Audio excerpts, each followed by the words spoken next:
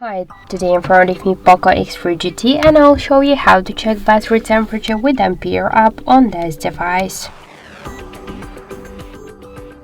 So first we should get the Ampere application from the Play Store. That's why in the search pool enter the Ampere.